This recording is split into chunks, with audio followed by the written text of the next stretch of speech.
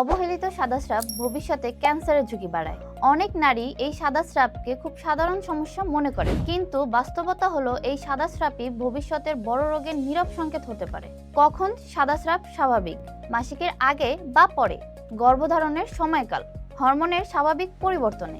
স্বাভাবিক সাদাস্রাবের বৈশিষ্ট্য: কোনো দুর্গন্ধ নেই, চুলকানি বা জ্বালাপোড়া নেই, রং সাদা বা স্বচ্ছ। চলুন জেনে নেওয়া যাক কখন আর স্বাভাবিক নয়। তীব্র দুর্গন্ধযুক্ত সাদাস্রাব, চুলকানি, জ্বালা বা ব্যথা, তলপেটে ব্যথা বা ভারী ভাব, এগুলো ফাঙ্গাল, ব্যাকটেরিয়া ইনফেকশন, এমনকি জ্বরের সমস্যার লক্ষণও হতে পারে। অবহেলার ভয়ঙ্কর ফল যা হয়: ইনফেকশন গভীরে ছড়িয়ে পড়ে, জরায়ু দুর্বল হয়ে যায়, প্রজনন ক্ষমতা নষ্ট হতে পারে, জরায়ুতে টিউমার তৈরি হতে পারে, ক্যান্সারের ঝুঁকি বহুগুণ বেড়ে যায়। এখন আপনার যা যা করণীয়: ব্যক্তিগত পরিচ্ছন্নতা বজায় রাখুন, ভেজা ও টাইট কাপড় পরা এড়িয়ে চলুন, নিজে থেকে ঔষধ গ্রহণ করবেন না, লজ্জা নয়, প্রয়োজনে ডক্টরের পরামর্শ নিন।